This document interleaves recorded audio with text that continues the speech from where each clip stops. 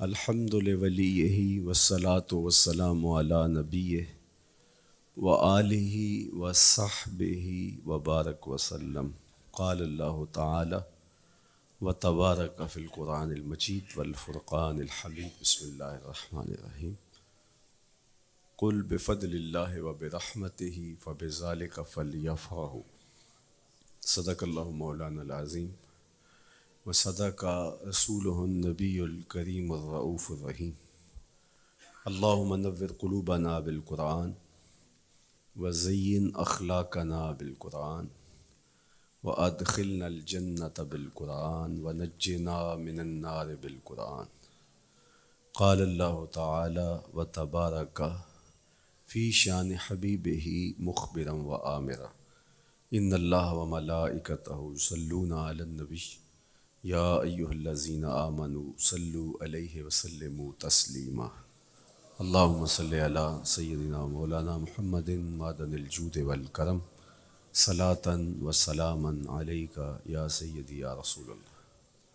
حمد و تعریف و توصیف اللہ جل مجدہ الکریم کی ذات برکات کے لیے، رسول رحمت، شفیع معظم، نبی محتشم، حضور ختمی المرتبت صلی اللہ علیہ وآلہ وسلم کے حضور ناز میں اپنی عقیدتوں، ارادتوں اور محبتوں کا خراج پیش کرنے کے بعد، واجب الاحترام ذوی الاحتشام معزز و مکرم سامعین، خواتین و حضرات، السلام علیکم ورحمۃ اللہ وبرکاتہ۔ کتاب رحمت قرآن مجید میں اللہ جل شانہ نے ارشاد فرمایا، اے محبوب ارشاد کر دیجئے، فرما دیجئے، قل بفضل اللہ و برحمتہ، جب اللہ کا فضل اور اس کی رحمت ہو، فبذالک فلیفرحوا، تو انہیں چاہیے کہ اس فضل و رحمت کے حصول پر، اللہ جل شانہ کی اس کرم نوازی پر فرحت کا اظہار کریں، خوشی اور شادمانی کا اظہار کریں۔ ہوا خیر مما یجمعون، اور وہ جب فرحت کا اظہار کرتے ہوئے، خوشی کا اظہار کرتے ہوئے خرچ کرتے ہیں، تو وہ خرچ کرنا اس مال سے بہتر ہے جو وہ جمع کرتے ہیں۔ تو خوشیوں کا حصول اللہ جل شانہ کا شکر واجب کرتا ہے۔ جب کوئی بھی خوشی ملے تو ہمارے اوپر ضروری ہوتا ہے کہ ہم اللہ کا شکر ادا کریں۔ شکریہ ادا کرنے سے نعمتیں اور زیادہ ملتی ہیں، اور شکریہ ادا نہ کرنے سے نعمتوں سے محروم کر دیا جاتا ہے۔ اور یہ انسانی فطرت ہے کہ جب اسے کوئی سرشاری ملتی ہے، جب اسے کوئی نعمت، رحمت یا راحت پہنچتی ہے، تو وہ اس پر خوش ہوتا ہے۔ قرآن مجید میں ایک مقام پہ فرمایا وَإِذَا أَذَقْنَا الْإِنسَانَ مِنَّا رَحْمَةً فَرِحَ بِهَا، جب انسان کو ہماری جانب سے کوئی رحمت ملتی ہے تو وہ اس پہ خوش ہو جاتا ہے۔ آپ ایک چھوٹے سے بچے کی گال سہلائیں، اس کو ٹافی دیں، اس کے سر پہ شفقت سے ہاتھ رکھیں تو اس کا چہرہ کھل کے گلاب ہو جاتا ہے۔ ٹھٹھرتے ہوئے ماحول میں کسی کو روک کے گرم چائے پلا دے تو اس کی طبیعت میں سرشاری آ جائے گی اور وہ آپ کا شکر گزار رہے گا۔ تو یہ انسانی فطرت ہے، اس میں مسلمان ہونا بھی ضروری نہیں ہے کہ کسی بھی شخص کو آپ کوئی شے عطا کرتے ہیں، اسے کوئی خوشی دے دیتے ہیں، تو وہ اس سے بہت زیادہ سرشار ہوتا ہے۔ رحمتم منا، جو لفظ قرآن نے بیان کیے وہ ہے رحمتم منا، یعنی ہماری جانب سے اسے کوئی رحمت ملے۔ رحمتن نکرہ ہے یہاں، کوئی رحمت ملے، عام سی رحمت ملے، فرح بہا، تو اس رحمت کے ملنے پر وہ خوش ہو جاتا ہے۔ آپ کی اگر توجہ ہو تو رحمت ملنے پہ وہ خوش ہو جاتا ہے، اور اگر رحمت للعالمین مل جائیں تو پھر اس کی خوشی کا عالم کیا ہو، پھر اس کی مسرت کی کیفیت کیا ہو۔ یہ بات ذہن میں رکھیے کہ حضور کی آمد پر مسرت کا اظہار کرنا، خوشی کا اظہار کرنا، اس میں تو کوئی اختلاف نہیں ہے، امت کا کوئی بھی طبقہ اس کا انکار نہیں کرتا کہ یہ خوشی کی بات نہیں ہے، خوشی کی بات ہے۔ ہر دور میں اور ہر علاقے کے اپنے اظہار کے سلیقے ہوتے ہیں اور طریقے ہوتے ہیں، اگر وہ شریعت کے مزاج سے متصادم نہ ہوں تو ان کو اختیار کرنے میں کوئی حرج نہیں ہے۔ پھر مرور زمانہ کے ساتھ بدلتے ہوئے تقاضے ہوتے ہیں۔ کسی زمانے میں تلواروں کے ساتھ، تیروں کے ساتھ لڑائی ہوتی تھی اور وہ جہاد اسلامی قرار پاتا تھا۔ آج کی لڑائی میزائلوں کے ساتھ اور ٹینکوں کے ساتھ ہے اور یہ بھی جہاد اسلامی قرار پاتا ہے۔ کوئی کہے کہ تیر و تفنگ کو چھوڑ کے، نیزہ و بالا کو چھوڑ کے، شمشیروں کو چھوڑ کے یہ میزائلوں پہ آ جانا، یہ ٹینکوں پہ اور یہ جدید آلات حرب پہ آ جانا، یہ دانش مندی نہیں ہے، یہ سنت سے انحراف ہے، تو میاں تو سنت کے مفہوم کو نہیں سمجھا۔ اس دور میں آلات حرب وہ تھے، بدلتے تقاضوں کے ساتھ آلات حرب یہ ہوئے، تو وہ بھی عین جہاد اسلامی تھا، یہ بھی عین جہاد اسلامی ہوگا۔ اسی طرح خوشی کے مختلف طریقے ہیں۔ کسی زمانے میں بالکل پرانے لوگ جانتے ہیں، جب کسی کے ہاں خوشی آتی تو وہ گڑ کی روڑیاں بانٹتا، یہ پرانا طریقہ۔ پھر اس کے بعد پتاشے بانٹنا شروع ہو گئے لوگ، پھر اس کے بعد وہ شکر پارے آ گئے، اس کے بعد پھر لڈو آ گئے، پھر موتی چور، اور پھر نہ جانے کیا کیا۔ لیکن روح ایک ہی ہے۔ جو گڑ بانٹنے سے مسرت کا اظہار تھا، وہی آج جدید جو ہمارے پاس مٹھائی کی اقسام ہیں، ان کو بانٹنے سے بھی وہی مقصود ہے۔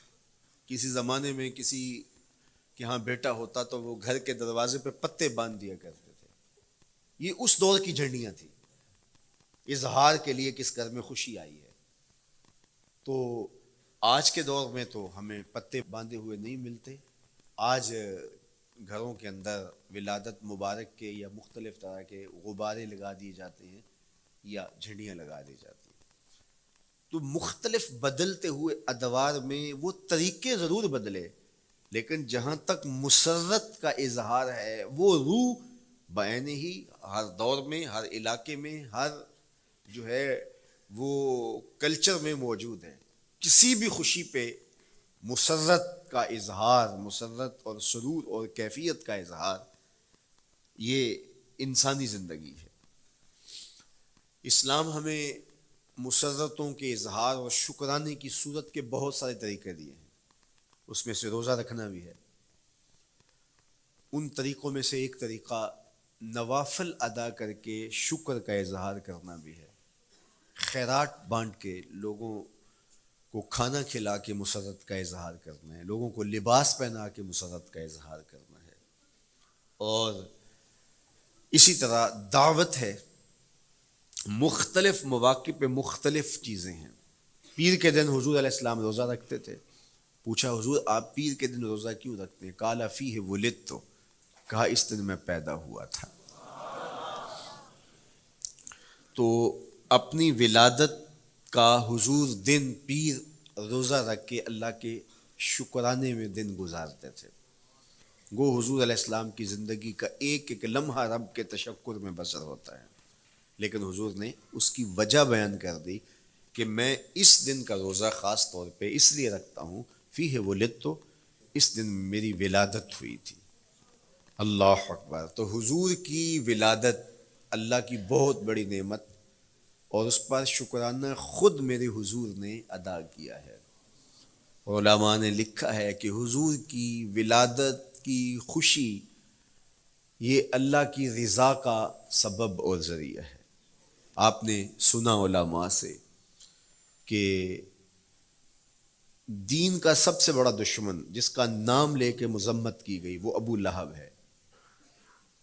پورے قرآن میں کسی اور کافر کا ابو جہل کا نام بھی نہیں، عتبہ عتیبہ اور امیہ کا نام بھی نہیں ہے، لیکن نام لے کر کے مذمت اگر کسی شخص کی گئی وہ تو ابو لہب کی گئی۔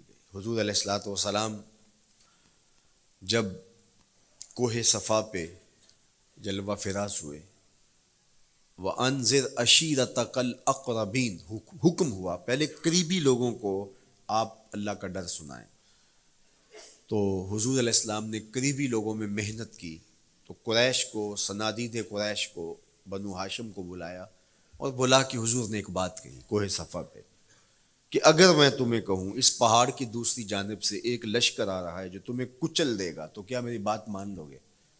تو انہوں نے کہا اگر نظر نہ بھی آیا تو ہم کہیں گے ہم اندھے ہیں، آپ سچے ہو، ہماری نظروں کو پھیر لگ رہا ہے، آپ جھوٹ نہیں بول سکتے، ہم نے 40 سال آپ کے شب و روز دیکھے ہیں، تو کیسے ہم یہ گمان کر لیں؟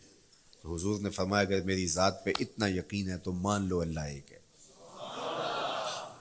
تو ابو لہب سب سے پہلے بولا تبا لک ھنالک سائر الیوم الہذا جمعتنا، معاذ اللہ، کہ آپ کا معاذ اللہ ہاتھ ٹوٹ جائے، آپ نے اس لیے ہمیں جمع کیا تھا؟ تو اللہ تعالیٰ جل شانہ نے اس کا جواب دیتے ہوئے ارشاد فرمایا تبت یدا ابی لہب وتب، ظالم تیرے دونوں ٹوٹ جائیں، ظالم تیرے دونوں ٹوٹ جائیں۔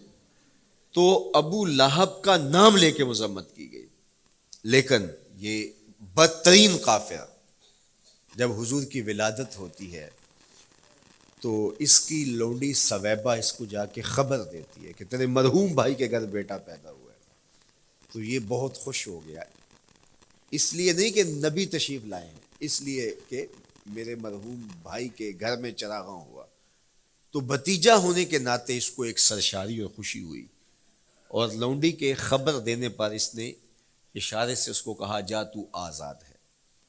اللہ اکبر! یہاں سے یہ بھی سمجھیں کہ حضور نے صحن کائنات میں قدم رکھا، غلاموں کو آزادی ملنے لگی، غلامی کی زنجیریں ٹوٹنے لگی، تو سویبہ کو کہا جا تو آزاد ہے۔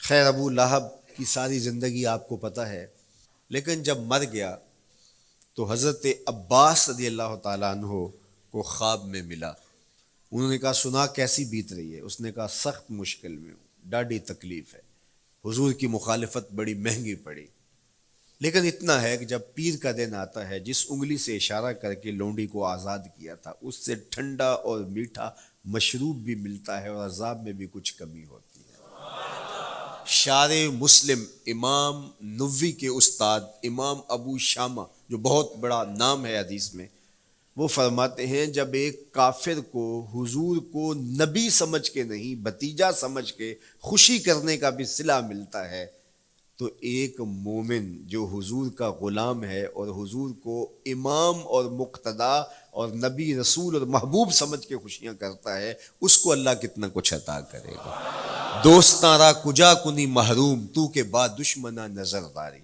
جب تو دشمنوں کو اتنا دیتا ہے تو دوستوں کو کتنا عطا کرے گا۔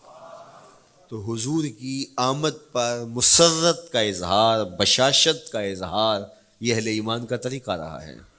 ہاں جو اس کا انداز ہے، کسی کو نوافل میں زیادہ سرور ملتا ہے وہ نوافل کثرت سے پڑھ لے، کسی کو زیادہ سرور روزے میں آتا ہے تو وہ روزے رکھ کر کے اس شکرانے کو ادا کرے، کوئی ذکر کی مجلس سجا لے، مختلف طریقے موجود ہیں۔ حضور علیہ السلام تشریف لائے، صحابہ بیٹھے ہوئے تھے، صحیح مسلم میں روایت ہے، سنن نسائی میں ہے اور بھی کتب حدیث میں، محفل بپا تھی، تو حضور نے آ کہا ما اجلسکم، کیوں بیٹھے ہوئے ہو؟ تو جو انہوں نے جواب دیا وہ سنیے، جلسنا نذکر اللہ ونحمدہ علی ما ہدانا لدینہ ومن علینا بکا، حضور ہمارے بیٹھنے کا مقصود یہ ہے کہ ہم اللہ کا شکر ادا کر رہے ہیں اس بات پر کہ اس نے ہمیں ہدایت دین عطا کی، ومن علینا بکا، اور آپ کی صورت میں ہمارے اوپر احسان کیا، ہمیں آپ عطا ہوئے، اس پر اللہ کا شکر ادا کرنے کی مجلس سجائے بیٹھے۔ اب بات تو سادہ سی تھی، لیکن میرے حضور نے ان سے کہا کیا تم اس بات پہ قسم دے سکتے ہو کہ اسی لیے بیٹھے ہو؟ تو انہوں نے کہا جی ہم قسم دیتے ہیں ہم اسی لیے بیٹھے. فرمایا اٹھاؤ قسم. تو صحابہ نے باقاعدہ قسم دی, ہم قسم اٹھاتے ہیں ہمارے بیٹھنے کا مقصد یہ ہے کہ اللہ کا شکر ادا کر رہے ہیں اور آپ کی صورت میں جو انعام خداوندی ملا ہے اس پر اللہ تعالیٰ کا شکریہ ادا کر رہے ہیں. حضور نے باقاعدہ ان سے قسم لی اور انہوں نے باقاعدہ قسم دی. اب صحابہ کو حیرت تو تھی کہ یہ موقع قسم کا تو نہیں تھا, لیکن حضور نے قسم لی ہے, کیوں؟ حیرت و استجاب کی کیفیت تھی. حضور علیہ السلام نے فرمایا صحابہ میں تم سے جو ابھی قسم لی ہے یہ کسی تہمت کی بنیاد پر نہیں لی, یعنی تمہارے قول کی صداقت میں مجھے کوئی شک نہیں تھا کہ میں نے قسم سے تصدیق کی ہو, بلکہ اس کا سبب اور تھا. بعض اوقات قسم اس لیے کی جاتی ہے کہ کسی متردد ذہن کو مطمئن کرنا ہوتا ہے, اور بعض اوقات قسم واقعہ کی اہمیت کو بڑھانے کے لیے کی جاتی ہے. کوئی بندہ کہہ رہا ہے کہ جناب فلاں صاحب آ رہے ہیں ہمارے گھر میں, مہمان آ رہے ہیں, تو گھر کے اچھا کہتا ہاں قسم اللہ کی, تو اس کا یہ مطلب نہیں کہ اس کے شک ہوتا ہے, اس کی خوشی اور اس کی مسرت کے اظہار کو بڑھانے کے لیے وہ کہتا ہے کہ ہمارے گھر کے اندر آج فلاں آ رہا ہے, تو وہ کہتا اچھا کہتا ہاں ہاں قسم اللہ کی وہ آ رہا ہے. تو یہ متردد کا شک دور کرنے کے لیے قسم نہیں ہے, یہ بلکہ اس کی خوشی اور سرشاری کو پختہ کرنے کے لیے ہے. تو عربوں میں قسم مختلف وجہ سے کی جاتی تھی. تو حضور نے فرمایا یہ جو میں نے تم سے قسم لی ہے یہ کسی تہمت کی بنیاد پہ نہیں لی, بلکہ اس قسم کا سبب کیا ہے سنو. پھر حضور نے خود بتایا, فرمایا تم یہاں بیٹھے تھے, میں حجرے میں بیٹھا تھا, اتانی جبریل علیہ السلام, میرے پاس جبریل امین حاضر خدمت ہوئے, فاخبرنی ان اللہ یباہی بکم الملائکہ, تو مجھے انہوں نے خبر دی ہے, محبوب ذرا باہر تو نکل کے دیکھو, صحابہ تمہارے اس عمل پر اللہ فرشتوں میں ناز کر رہا ہے, اللہ فرشتوں میں فخر کر رہا ہے کہ دیکھو میں نے ان کو نعمت دی, کتنے قدردان نکلے, اس نعمت کا شکرانہ ادا کر رہے ہیں.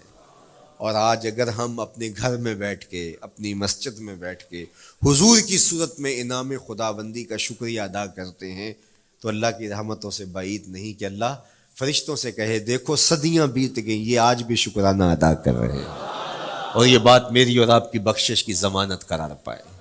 تو حضور کی صورت میں جو انعام ہوا, حضرت حسان بن ثابت اکثر کہا کرتے تھے منّا علینا ربنا ام بعث فینا محمدا, ہمارے رب نے ہمارے اوپر احسان کر دیا ہے کہ محمد عربی عطا کر دیے. ساری زندگی سجدے میں سر رکھ کے شکر ادا کرتے رہیں, حق کے شکر پھر بھی ادا نہ ہو. میں تو کہا کرتا ہوں ہمارے بدن پہ اتنے بال نہیں ہیں جتنے رسول اللہ کے احسانات ہیں. ہمارا بال بال قرض رسالت میں جکڑا ہوا ہے, ساری زندگی ان کے گیت گائیں. میں ایک رات کے میلاد کا صرف قائل نہیں ہوں کہ ایک رات میلاد کر لو اور پورا سال چھٹی, ساری زندگی حضور کا نام جپو, ساری زندگی حضور پہ درود پڑھو, لمحہ لمحہ حضور کے ذکر کا چراغاں کرو. صرف اپنے گھروں میں, اپنی چہار دیواریوں میں اور اپنے بازاروں میں جھنڈیاں ہی نہ لگاؤ, بلکہ دل کے ایک ایک پرت پہ نام محمد کی جھنڈی لگاؤ. صرف منڈیروں پہ چراغاں ہی نہ کرو, بلکہ دل کی اندھیر گلیوں میں بھی حضور کے نام کا چراغاں کرو, اندر بھی روشنی ہو باہر بھی روشنی ہو. حضور پہ درود پڑھو, حضور کا ذکر کرو, اپنے بچوں کو بٹھا کر کے حضور کے قصیدے سناؤ, حضور کی شانیں سناؤ, حضور کی سیرت بتاؤ انہیں. اپنے گھر کے ماحول کے اندر, اپنی مسجد میں, اپنی گلی میں, اپنے دوستوں میں حضور کا ذکر کرو. دوستوں آپس میں بیٹھو تو کہو یار اللہ کا کتنا کرم ہو گیا کہ اللہ نے ہمیں حضور عطا کر دیا. دوستوں میں بیٹھے جب یوں بات کرو گے تو اللہ کی رحمتیں کس قدر تمہارے اوپر برسیں گی. اپنی عقیدتوں کا اظہار کرو, وہاں کمیت نہیں دیکھی جاتی, وہاں کیفیت دیکھی جاتی ہے, وہاں مقدار نہیں دیکھی جاتی, وہاں معیار دیکھا جاتا ہے. وہ چہرہ اور چہرے کا تل نہیں دیکھتے, وہ بندے کا دل دیکھتے ہیں. وہ دیکھتے ہیں کون کس خلوص کے ساتھ محبت لے کر کے آیا ہے. شاہ ولی اللہ محدث دہلوی بہت بڑا نام ہے, تمام مکاتیب فکر کے نزدیک معتبر نام ہے. شاہ ولی اللہ محدث دہلوی فرماتے ہیں میرے والد شاہ عبد الرحیم محدث دہلوی ہر سال حضور کا میلاد کرتے تھے, اور اپنی استطاعت کے مطابق لوگوں میں, آنے والوں میں کچھ کھانا بھی تقسیم کرتے. ایک سال حالات اتنے پتلے تھے کہ ان کو میسر نہ تھا کہ لوگوں کو بھرپور کھانا کھلا سکیں, لیکن کہا چلو ناغہ نہ ہو, ایک تسلسل ہے جاری رہے, تو انہوں نے چنے بانٹ دیے بعد میں لیکن دل میں تشویش تھی کہ اس مرتبہ من کی منشا پوری نہیں ہوئی، تو اسی حالت میں سو گئے، سوئے تو مقدر جاگا، حضور کا دیدار نصیب ہوا، اور جس نے حضور کو خواب میں دیکھا اس نے حضور کو ہی دیکھا۔ من رآنی فی المنام فقد رآنی، فرمایا جس نے مجھے خواب میں دیکھا اس نے مجھے ہی دیکھا۔ فإن الشیطان لا یتمثل بی، شیطان میری مثل ہو ہی نہیں سکتا، خواب میں آ کر بھی حضور کی مثل ہونے کا دعویٰ نہیں کر سکتا، جس نے مجھے دیکھا اس نے مجھے ہی دیکھا۔ اور دوسری بات، حضور جس کے خواب میں آئے قصد، ارادے اور مرضی سے آئے۔ تیسری بات، حضور علیہ الصلوۃ والسلام نے خواب میں کسی کو کچھ عطا کیا تو وہ حقیقت میں عطا کیا۔ ویسے میں خواب میں کسی سے کچھ لیتا ہوں، آپ خواب میں کسی سے کچھ لیتے ہیں یا کسی کو کچھ دیتے ہیں تو وہ محض خواب ہوتا ہے۔ آپ نے کسی سے قرض لینا ہو تو وہ خواب میں آ کے ادا کر دے تو صبح اٹھ کے کھاتے سے نام کاٹ دیں گے؟ آپ کہیں گے خواب میں ادا کیا، بھوک میں تڑپتے سو گئے، رات عالی نسب ہوٹل سے کھانا کھاتے رہے، صبح بھوک محسوس کریں گے یا نہیں؟ خواب میں کھایا ہے نا۔ وہ کیا کسی نے کہا 100 بار میرے ہاتھوں میں تیرا دامن آیا، جب آنکھ کھلی تو اپنا ہی گرے باں تھا۔ کچھ نہیں ہوتا، خواب محض خواب ہوتا ہے۔ لیکن اگر حضور کسی کو خواب میں کچھ عطا کرے، امام بوصیری سے پوچھو، رات چادر ملتی ہے، صبح اٹھتے ہیں کندھوں پہ موجود ہوتی ہے۔ حضور عطا کرتے ہیں تو حقیقت میں عطا کرتے ہیں۔ امام سخاوی نے القول البدیع میں لکھا ہے، ایک شخص حضور کے روضے پہ کھڑا ہے اور کیا کہتا ہے؟ آنا ضیفوں کا، میں آپ کا مہمان ہوں اور آپ کے ہوتے ہوئے کسی اور در پہ تو نہیں جانا۔ آقا جی میں تیرا ہو کے خیر منگاں در در دا، مریل کتا کیوں اخواواں ایڈے بختاں وردا، جب میں تیری چوکھٹ پہ ہوں تو کسی اور سے کیوں مانگوں؟ اور میرے امام بولے کون دیتا ہے دینے کو منہ چاہیے، دینے والا ہے سچا ہمارا۔ کوئی جھولی میں چند ٹکڑے ڈال بھی دے تو ساری زندگی جتلائے گا۔ اللہ اکبر۔ عارف عبد المتین نے تو قلم توڑ دیا نا۔ اور جتنے بھی سہارے ہیں سبک کرتے ہیں، عزت نفس بڑھاتا ہے سہارا تیرا، ہر آسرا کمزور کرتا ہے لیکن نبی کا آسرا سر بلند کرتا ہے۔ کسی چودھری کا، خان وڈیرے کا مانگت سر اٹھا کے چل سکتے کہ میں فلاں کا مانگت ہوتا ہوں اور جس کو خیرات مدینے کی گلی سے ملی ہو؟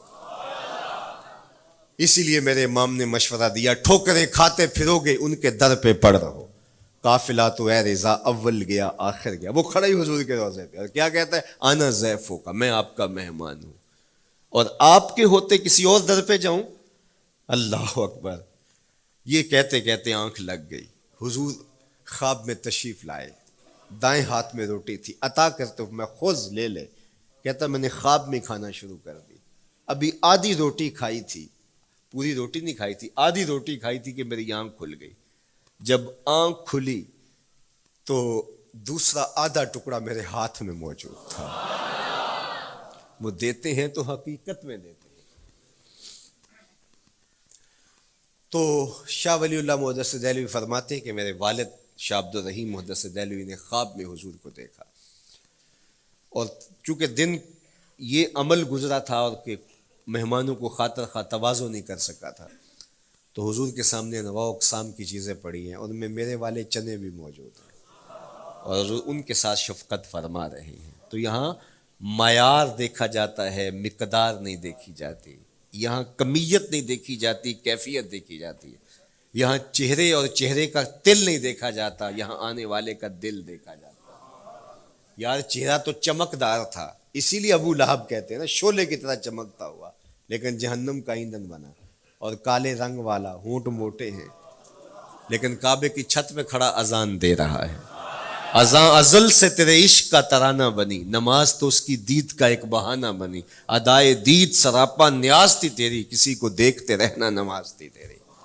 تو عقیدتوں کے رنگ اور محبتوں کے رنگ حضور علیہ السلام کے ساتھ جب کوئی پیش کرتا ہے تو رائے گانی جاتی۔ یہ وفاداروں کا در ہے، یہاں بے وفائی کا تصور ہی نہیں ہے۔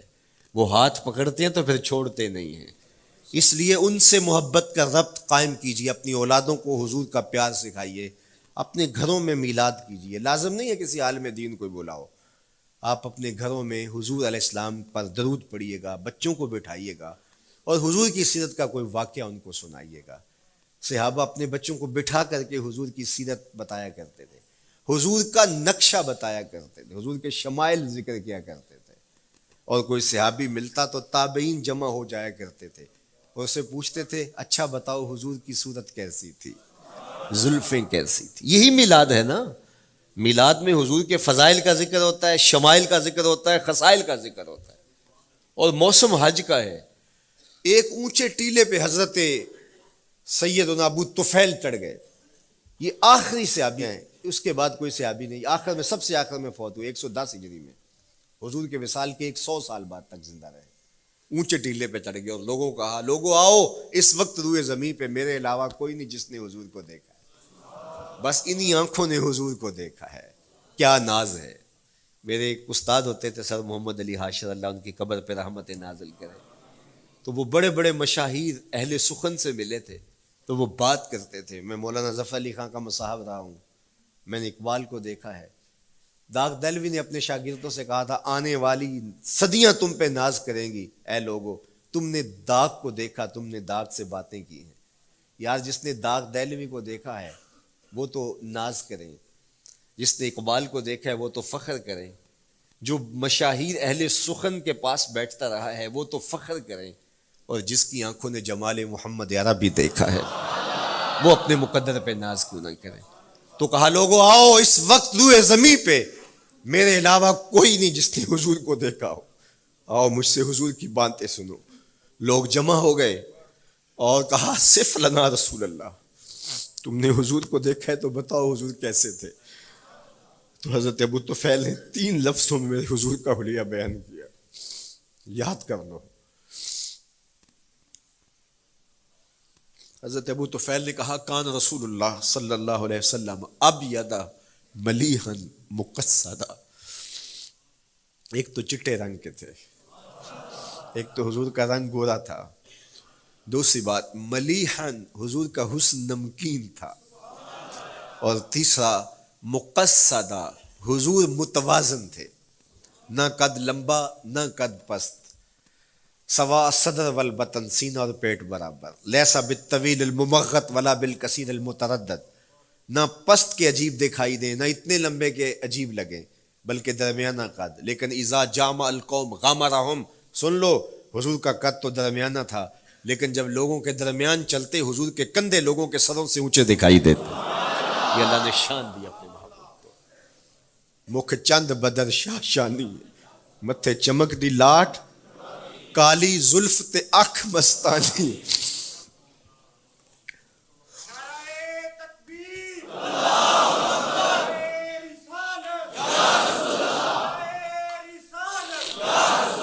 کالی زلف تے اکھ مستانی ہیں، مخمور رکھی ہیں مد بھریاں. میں آپ کو مدینے کی گلی میں لے جانا چاہتا تھا کہ حضور علیہ السلام کی جب آمد ہوئی تو اہل مدینہ نے کس طرح جلوس نکالا، وہ عقیدتوں کے کیا رنگ تھے. لیکن وقت سمٹ گیا. لیکن اتنا سن لو کہ جب حضور تشریف لائے تو جنوبی سمت سے حضور آئے تھے. جب انہوں نے دیکھا نا تو اچانک ودا کے پہاڑوں کی اوٹ سے حضور دکھائی دیے. تو سیاہ پہاڑ ہیں تو ان سے جب حضور کا چمکتا ہوا چہرہ دکھا نا تو بے ساختہ انہوں نے کہا طلع البدر علینا، وہ دیکھو چاند چڑھ گیا ہے. طلع البدر علینا، وہ دیکھو چاند چڑھ گیا. یہ شاعری خود بخود ہوتی ہے، خود بخود ترتیب. ایک ہوتی ہے آورد، ایک ہوتی ہے آمد. یہ آمد ہے. طلع البدر، وہ دیکھو چاند چڑھ گیا. من ثنیات الوداع وجب الشکر علینا. مورخ اسلام حفیظ جالندری نقشہ کھینچتے ہیں جنوبی سمت سے اٹھا ایک نوری غبار آخر. جنوبی سمت سے اٹھا ایک نوری غبار آخر، سواد شہر میں داخل ہوا ناکا سوار آخر. زباں پر اشرق البدر علینا کی صدائیں تھیں، دلوں میں ما دعا للہ دائی کی دعائیں تھیں. نبوت کی سواری جس طرف سے ہو کے جاتی تھی، درود و نعت کے نغمات کی آواز آتی تھی. کہیں معصوم ننھی بچیاں تھیں دف بجاتی تھی، رسول پاک کی جانب اشارے کر کے گاتی تھی اور کہتی کیا تھی، ہم ہیں بچیاں نجار کے عالی گھرانے کی، خوشی ہے آمنہ کے لال کے تشریف لانے. خوشی ہے آمنہ کے لال کے. عجیب رنگ بکھرے ہوئے تھے. حضور نے جب بچیوں کو دیکھا تو فرمایا تم مجھ سے محبت کرتی ہو؟ انہوں نے کہا ہم دل و جان سے آپ سے پیار کرتی ہیں. تو حضور نے فرمایا واللہ انا احبکن، اللہ کی قسم میں بھی تم سے پیار کرتا ہوں، میں بھی تم سے پیار کرتا ہوں. لوگ گھروں کو سجائے بیٹھے، ہلم الینا یا رسول اللہ الی العدد والعدۃ والمنع، حضور آ جاؤ نا، آ جاؤ، ہمارے پاس اسلحے بھی ہیں، کسی نے حملہ کیا توڑ کے رکھ دیں گے، ہمارے بڑے بڑے گھر ہیں، مہمان آئے سنبھال لیں گے، رک جاؤ نا ہمارے گھر. اب اتنے چاہنے والے ہوں تو کس کو پذیرائی دیں؟ حضور اونٹنی کی مہار گردن پہ ڈالتے، فرماتے خلو سبیلہا ناقتی مامورۃ من اللہ، اس کی راہیں چھوڑ دو، یہ اللہ کے حکم کی پابند ہے. کہتے ہیں لوگوں نے اونٹنی کو چارہ دکھانا شروع کر دیا کہ چلو اونٹنی بیٹھ جائے. اللہ اکبر، پانی ہڑا نو لوڑ کی راہ براندی، پہنچے آپ دریار سرکار یارا. یار جب محبت پیدا ہوتی ہے یار منانے کے ڈھنگ بھی سیکھ لیے جاتے ہیں، محبت بتا دیتی ہے محبوب کو کیسے منانا ہے. لیکن حضور فرماتے خلو سبیلہا ناقتی مامور، راہیں چھوڑ دو، میری اونٹنی اللہ کے حکم کی پابند ہے، یہ سبز چاروں کے لالچ میں آنے والی نہیں ہے، چھوڑو چھوڑو اس کا راستہ. اللہ اکبر، جب بنو نجار کے محلے سے حضور گزرے، یہی بچیوں نے تالا البدر علینا پڑھا تھا، اور یہی محلہ حضور کے ننیال کا محلہ تھا. انہوں نے جو لفظ کہے، امام صالحی نے، اللہ ان کی قبر پہ کروڑوں رحمتیں نازل کرے. سبل الہدا والرشاد میں نے کئی مرتبہ یہ مقام پڑھا ہے، باب الہجرہ مسلم شریف باقی کتب حدیث میں بھی ہے، لیکن امام صالحی نے بہت ساری احادیث جمع کی ہیں، اور انہوں نے یہاں جو منظر بیان کیا ہے، انہوں نے جو لفظ کہے نا، جب حضور آئے بنو نجار کے محلے سے گزرنے لگے تو ذرا لفظوں کی چاشنی دیکھیے، ان لفظوں سے ٹپکتے شہد کو دیکھیے. تو انہوں نے آگے بڑھ کے حضور کو دعوت دی، اور لفظ کیا کہے، ہلم الی اخوالک یا رسول اللہ الی العدد والعدۃ والمن، حضور ادھر تو رک جاؤ، یہ تو آپ کے ماموں کے گھر ہیں، یہ تو آپ کے ننیال کا محلہ ہے. لیکن حضور نے فرمایا کہ بس میری راہیں چھوڑ دو. پھر اونٹنی جا کے کہاں بیٹھی، نیویاں دا پرونا ہے میرا نبی، کوٹھیاں تے چڑھے ویخ دے رہ گئے. سہل اور سہیل دو یتیم بچے تھے، اور ان کی خالی جگہ پڑی تھی، جا کے اونٹنی وہاں بیٹھ گئی. اٹھایا گیا پھر بیٹھ گئی. قریب ترین مکان حضرت ابو ایوب انصاری کا تھا. دوڑے آئے، سامان اتارنے لگے، کہا حضور اونٹنی کو اب نہ اٹھاؤ، اب تو میرے بخت جاگ پڑے ہیں. پھر ان کی کیفیت کیا تھی، امروز شاہ شاہاں مہمان شدست و مارا. امروز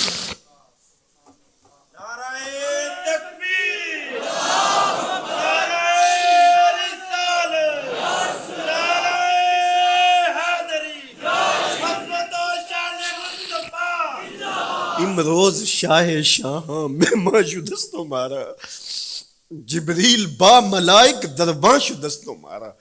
وہ کہتے ہیں آج شاہوں کا شاہ میرے گھر کا پرونا بن گیا ہے. یہ ابو ایوب انصاری کے جذبات ہیں. آج شاہوں کا شاہ، آج خسرو حسینہ ماہ نازنینہ، آج امام الانبیاء میرے گھر کا پرونا بنا ہے. کہاں میں کہاں نکہتے گل، باد صبا تیری مہربانی. کبھی اونٹنی کے پاؤں چوم رہے ہیں، تیرے بخت کے تو میرے گھر تک لے آئی. تو کہا امروز شاہ شاہاں مہمان شدست و مارا، آج شاہوں کا شاہ میرے گھر کا مہمان ہے. پھر آگے کیا کہتے ہیں، جبریل با ملائک درباں شدست و مارا. لوگوں جبریل کو دیکھو، آج میرے گھر کا پہرا دے رکھا ہے، آج میرے گھر کا چوکی دار بنا ہوا ہے، کیونکہ میرے گھر میں حضور ٹھہرے ہوئے ہیں. تو کیا حضور کی آمد کا جلوس تھا یار. صحابہ نے جو حضور کے آمد کا جلوس نکالا، ہم تو وہ رنگ پیش نہیں کر سکتے، لیکن میں آپ کو کہوں گا درود پڑھتے ہوئے آج جلوس میں شامل ہوں، حضور کے ذکر سے سرشار ہو کے جلوس میں شامل ہوں، اور پورے نظم کے ساتھ. اگر آپ کے جلوس میں کوئی کسی کی گاڑی گھس بھی آتی ہے، اس کو پیار دینا، اس کو راستہ دینا، اور اس کو حضور کی رحمت کا احساس ہو کہ یہ رحمت کو ماننے والے لوگ ہیں، اور حضور پہ درود پڑھتے رہنا، عقیدتوں کے رنگ میں رہنا. امید ہے کہ جس طرح حضور نے ان بچیوں سے کہا جو حضور کے جلوس میں شامل تھیں کہ کیا تم مجھ سے محبت کرتی ہو، تو انہوں نے کہا جی جی، ہم اسی لیے تو آپ کے قصیدے پڑھ رہی ہیں. تو حضور نے فرمایا واللہ میں بھی آپ سے محبت کرتا ہوں.